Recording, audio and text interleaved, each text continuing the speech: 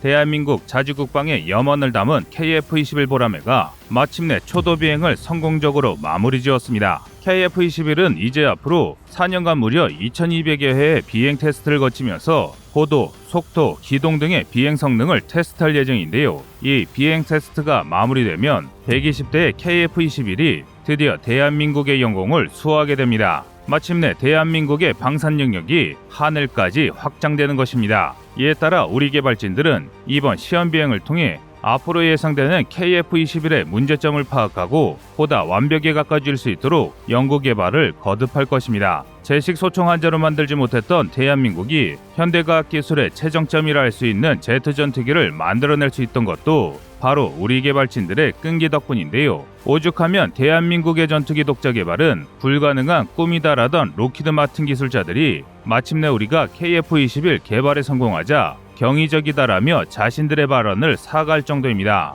그도 그럴 게 전 세계 195개 국가 중 전투기를 자체 생산할 수 있는 나라는 고작 해봐야 7개국밖에 되지 않습니다. 이제는 대한민국이 당당히 8번째 국가로서 그 이름을 올린 것입니다. 뿐만 아니라 세계 굴지의 언론들과 군사 전문가들도 대한민국과 KF-21이 이뤄낸 성과에 대해 집중 보도와 분석을 쏟아내고 있습니다. 하지만 아직 KF-21은 더욱 험난한 길을 날아가야 합니다. 아직 비행 테스트 외에도 KF-21을 극한까지 몰아붙이는 수많은 성능 테스트가 남아있기 때문인데요. 실제로 KF-21 개발진들은 기체의 최고 150%의 하중을 가해보는 정적 시험, 일반적인 전투기 비행 수명의 2배 달하는 16,000시간 수준의 내구성 테스트, 지상에서 기체를 이리저리 뒤집어가며 연료 분사 성능 테스트 등 전투기가 처할 수 있는 온갖 상황에 대한 테스트를 진행하고 있습니다. 그야말로 여러 열악한 환경에서 KF-21을 구워도 보고 삶아도 볼 기세인데요. 그런데 첫 독자 개발 전투기임에도 불구하고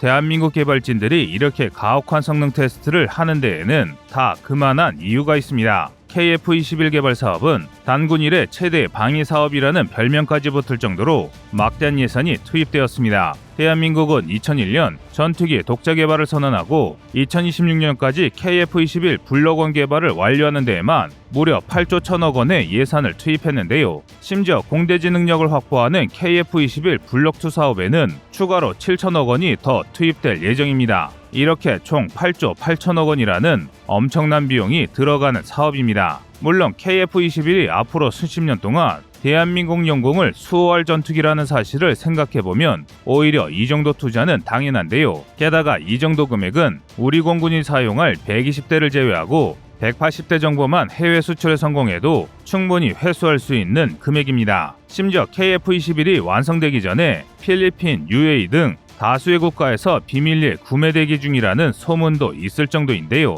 그런데 KF-X 사업이 시작됐을 당시에는 지금과는 사뭇 다른 반응이었습니다. 그 대표적인 게 막대한 예산이 투입되는 사업과 단순히 KF-21 보람의 전투기 대당 가격만 보고는 이럴 거면 미국의 전투기를 사는 게 훨씬 이득인데 공연히 국방비를 낭비하느냐라는 불만이 많았습니다. 물론 어떻게 보면 이들의 주장도 아주 일리가 없는 얘기는 아닙니다. 실제로도 다수의 국가가 자체 개발 전투기보다 미국이나 러시아, 중국 등에서 생산된 전투기를 자국의 주력 전투기로 사용하고 있습니다. 게다가 대한민국은 든든한 한미동맹이 있으니 미국의 최신의 전투기를 수입하여 사용하는 것도 그리 어렵지 않은 일입니다. 하지만 이는 외산 무기를 사용한다는 게 어떤 의미인지 전혀 모르기 때문에 할 수 있는 주장입니다. 특히 첨단 기술의 집약체라고 할 수 있는 전투기를 수입해서 사용한다는 것은 정말이지 서러움의 연속입니다. 일례로 대한민국은 2019년에 대당 1천억 원이나 하는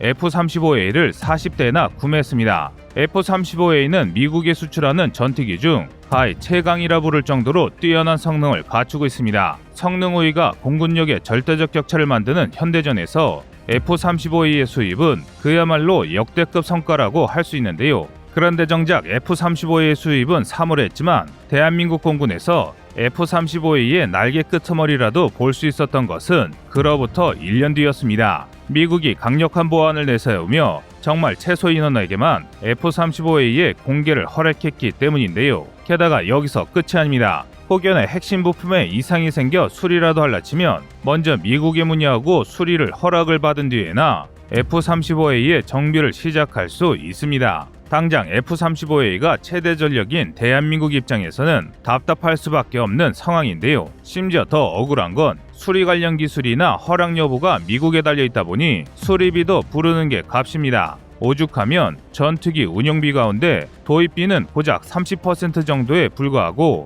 나머지 70%는 전투기 유지보수 비용에서 발생할 정도입니다. 이 정도면 사실상 말만 대한민국의 전투기지 미국의 전투기를 빌려 타는 수준입니다. 그런데 외산 고등훈련기도 마찬가지입니다. 고등훈련기도 말만 훈련기지 충분히 경공격기로 개량할 수 있기 때문이라는 게 그들의 주장인데요. 우리가 미국의 T-38 탈론이나 영국의 BAE 고등훈련기를 사용할 때도 한 번 수리하려면 6개월에서 1년은 걸리는 게 기본이었습니다. 오죽하면 애초에 수리 대비 여유 분량을 고려해서 10대를 더 구매할 정도였습니다. 상황이 이렇다 보니 KF-21의 개발은 필요가 아니라 필수가 되었는데요. 그래서 한국은 십수년에 걸쳐 전투기 관련 자체 기술을 축적했고 차근차근 준비했습니다. 자체 개발한 전투기가 있어야만 유지보수 비용을 감축할 수 있고 대한민국 공군력을 언제나 만전의 상태로 준비할 수 있기 때문입니다. 특히 휴전 국가인 한반도 내에서는 전투기의 가동률은 전체 국방력에 끼치는 영향력도 상당합니다. 이 때문에 한국이 KF-21 개발에 앞서 선행한 것이 T-50의 개발입니다. 대한민국이 개발한 T-50 골든이글만 봐도 핵심 부품에 고장이 생겨봐야 길어야 이틀이면 수리가 끝날 정도입니다. 물론 T-50이라고 개발이 도깨비 방망이처럼 뚝딱하고 이루어진 것은 아닙니다. T-50은 당시 미군의 공군 운영 능력에 어느 정도 수준을 맞춰야만 록히드 마틴의 기술 협력이 가능했습니다. 게다가 T-50은 말만 고등훈련기이지 F-5를 대체할 경공기로서의 개량도 기대하고 있었기 때문에 반드시 음속의 벽을 뚫어야 했습니다. 하지만 당시 대한민국은 이제 막 프로펠러를 사용한 훈련기 KT-1 웅비의 시험 비용을 진행하고 있을 정도로 항공기술력이 낮았습니다. 즉 이제 걸음마를 시작한 아이가 100m 전력 질주를 하겠다며 출발선에 선 셈입니다. 이는 누가 봐도 무모한 도전이었지만 대한민국은 도전할 수밖에 없었습니다. 그 이유는 바로 일본 때문인데요. 1990년대 말에도 대한민국을 앞서가던 일본은 이미 T2 초음속 고등훈련기를 보유하고 있었습니다. 게다가 일본은 이미 대한민국의 T-50과 마찬가지로 T2 고등훈련기를 F1 전투기로 개량하고 있었습니다. 한마디로 언제 우리를 침략할지 모르는 일본이 초음속 전투기를 보유한 상황에서 대한민국이 T-50을 마음속으로 만든다는 것은 말이 되지 않았습니다. 그리고 이런 이유로 대한민국 개발진들은 초인적인 노력으로 T-50을 개발했고 마침내 성공시켰습니다. T-50은 대한민국이 최초로 양산 결정에서 개발, 도입까지 성공한 초음속 기체인데요. 하지만 안타깝게도 T-50의 핵심 부품의 대부분은 록히드 마틴의 기술이 들어갔습니다. 그래서 심지어는 T-50이 국산 기체가 아니라 미국산 훈련기라는 주장까지 있을 정도입니다. 하지만 T-50은 엄연히 대한민국과 록히드 마틴의 기술 협력으로 탄생한 대한민국 전투기입니다. 이는 대한민국이 T-50 생산에 대한 전적인 권한과 T-50의 개량 및 파생형 제작에 어떠한 제한도 없다는 것이 그 증거입니다. 일각의 주장처럼 실제로 록히드 마틴이 미군의 훈련 목적으로 T-50을 생산할 때 대한민국의 라이센스비가 지급되는 것은 사실입니다. 그런데 이런 것은 세계 방산 시장에서 비일비재한 일입니다.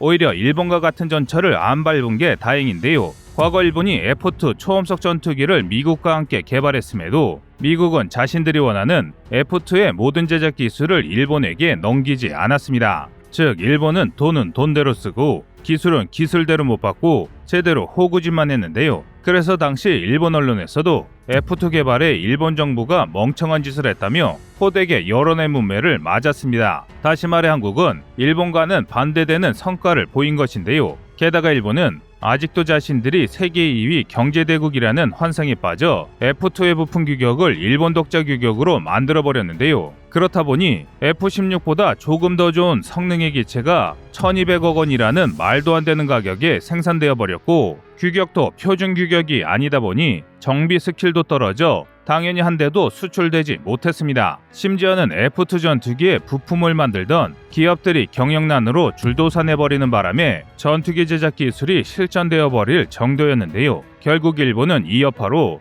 F3 전투기 독자 개발을 완전히 포기해버리고 다시 미국에 매달리게 되었습니다. 반면 한국은 T-50 개발에서 배운 기술로 T-50 초음속 고등훈련기를 FA-50 경공기로 개량하는 데 성공했습니다. 심지어 성능도 훌륭해서 세계에서 가장 많이 팔린 전투기 중 하나인 F-16에 거의 근접한 전투력을 발휘했습니다. 뿐만 아니라 현재 FA-50은 대한민국뿐만 아니라 필리핀, 이라크의 핵심 공군 전력으로 활약하고 있습니다. 게다가 폴란드는 미국의 F-16 대신 대한민국의 FA-50을 도입하는 것으로 거의 확정하고 있을 정도입니다. 이런 상황만 보더라도 과거 미국의 기술을 배웠던 대한민국이 이제는 미국보다는 부족하지만 미국의 뒤를 바싹 쫓을 수 있을 정도로 빠르게 성장한 것입니다. 이렇게 차근차근 전투기 기술력을 발전시켜 오다 보니 대한민국의 KF-21에 전 세계 이목이 쏠리고 있는 것도 무리는 아닙니다. 폭발적인 기세로 성장하는 대한민국이